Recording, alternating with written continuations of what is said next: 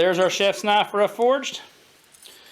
I'm going to jump back on the kitchen knife project today, and as you can tell, I've went ahead and ground around the perimeter. I got it forged pretty close to where I want it to be. I've got a little bit more grinding to do up here at the tip, but for the most part it's right where it needs to be. So I'm going to jump on the grinder and clean this up a bit, and then we'll go ahead and get these flats ground, everything cleaned up, and then get the bevels roughed in and you're ready for heat treat.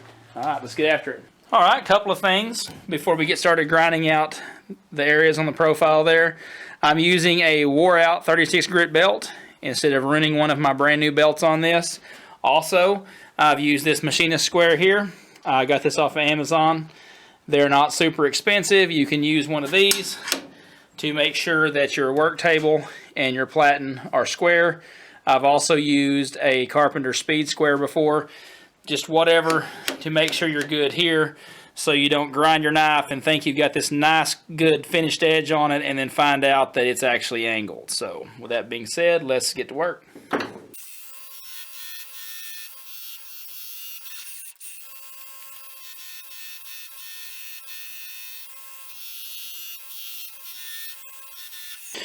Alright, I've got my layout fluid around the edge here so I can scribe it.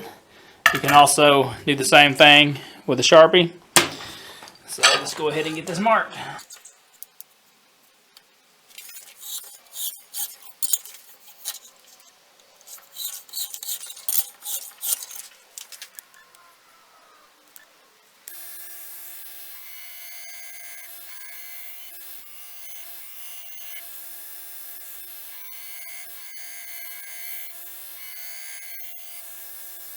Alright, I got my bevels roughed in for the most part. I'm going to go ahead and take my file guide off. I'm going to lay out where I want my pinholes for my handle, and then we'll go drill them on the press.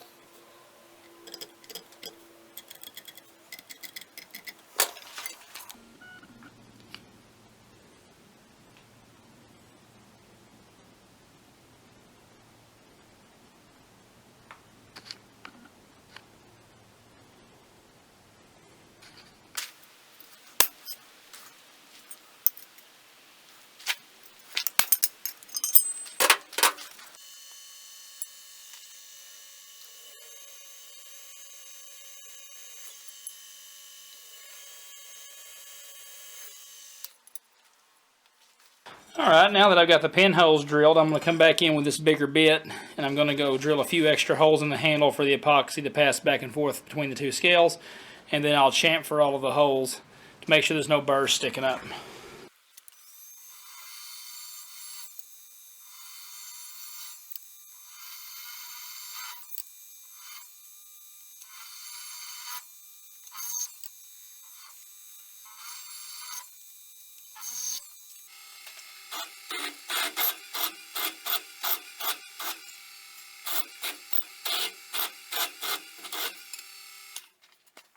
Alright, I got my pinholes drilled. I got my holes drilled for the epoxy to pass back and forth between the handle scales. And I got them all chamfered so there's no lip sticking up. I've got the bevels roughed in where I want them to be at. And so now we're ready for some thermal cycling, and then we'll be ready for heat treat. And then we'll temper it and get her cleaned up, get our bevels done, and get it wrapped up. Alright, let's get after it.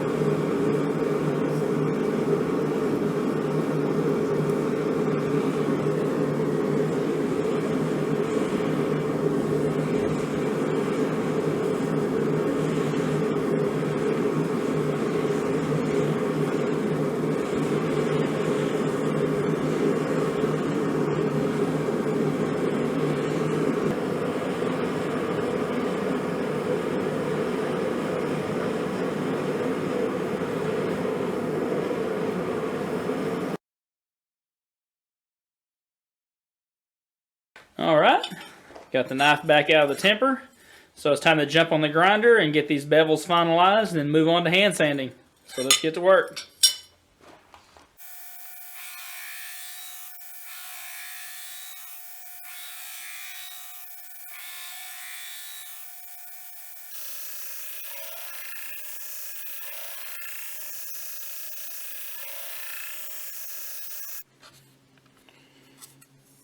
Alright, got everything ground in, got our edge looking nice. So we're going to go ahead and jump on to hand sanding, every knife maker's favorite part of the build. Alright, let's get after it.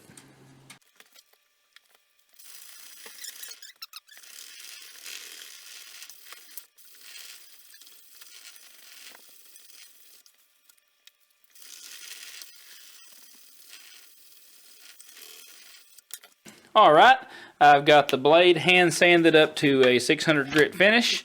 We're going to move on to our handle material, and for that I'm going to be using this piece of Osage orange. I like it because it's strong and durable. I also have a lot of it on hand. So let's go ahead and we're going to sketch out the perimeter of our handle, get that cut out, and then move on to drilling our pinholes.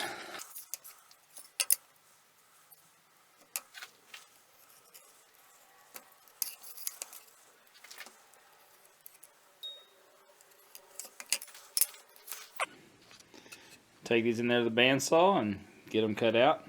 Then we'll get ready to drill them.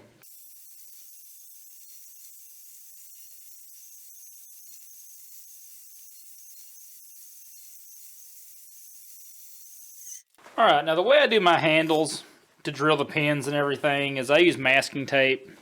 Yeah, if you watch the channel, if you've watched the channel for a while, been a subscriber for a while, you've seen me do this before. I'll apply masking tape to the tang of the knife, about a couple of layers, this white masking tape, and then I'll apply a couple of layers to the wood. Then I'll put some super glue on, stick it to the wood, let it set up, and then I'll go drill the pinholes. And then I just repeat the process on the other side. This tends to keep the holes fairly straight. It takes a lot of the headache out of doing it, and I really haven't had any problems doing this in the 3 years that I've been making knives. So I just kind of stuck with it, and it seems to work out well.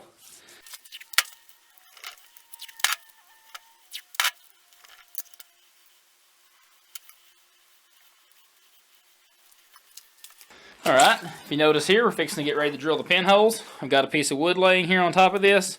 I'm going to lay the handle material, the knife on top of this wood, drill through the pinhole that's in the tang of the knife and through the wood.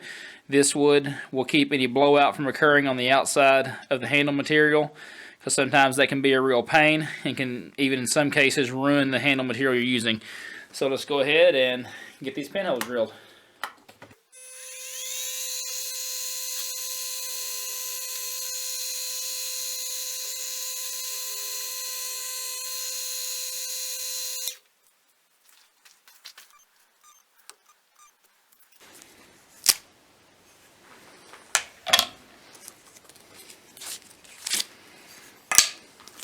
Alright, now that I've got the pinholes drilled in my handle material, I've went ahead and laid the knife over and traced around it. And I'm going to go in here to the belt sander, and we're going to sand around the profile of the handle, and then we'll do the same thing on this other piece. And then we should be to the point of getting ready to glue up. Actually, we'll do the same thing to the other piece, and then we'll address the front ends of each handle scale. Then we'll get these front end pieces up to the grit that we want them to be, 220, 400, wherever you want to go with it. And then we'll be ready for glue up. So let's get in there and get to work.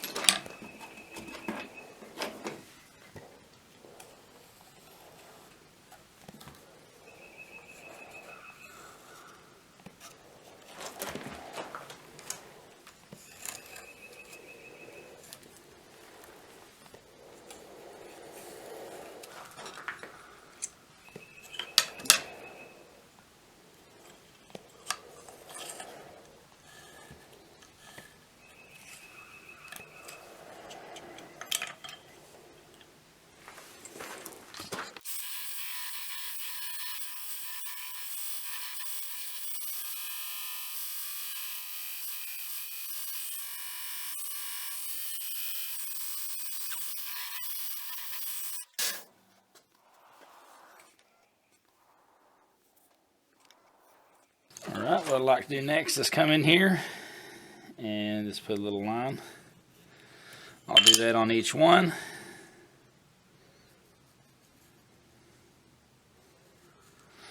And that'll just give me somewhere to grind up to when I'm grinding the angle in here on the front of this. Let's go take care of that.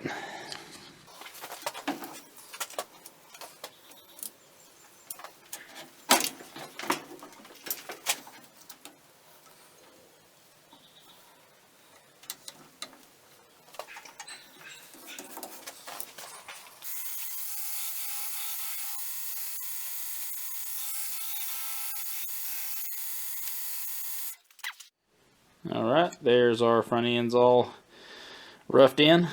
We'll go hand sand these and then I'll catch you on the glue up.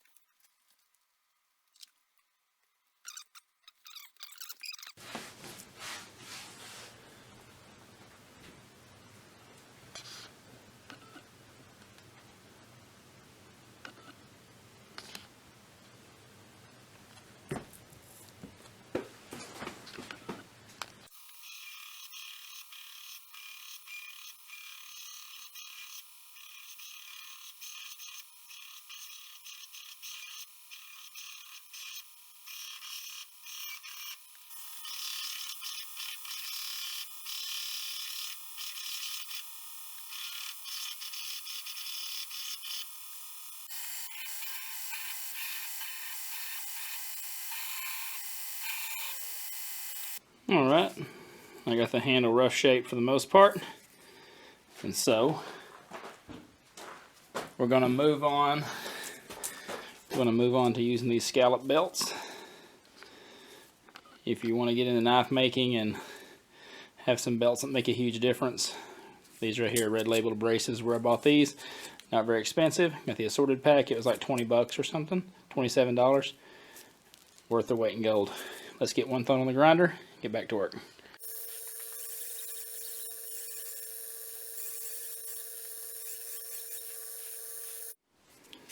Alright, now just a couple of minutes on one of them scallop belts. You see how much it cleans that handle up.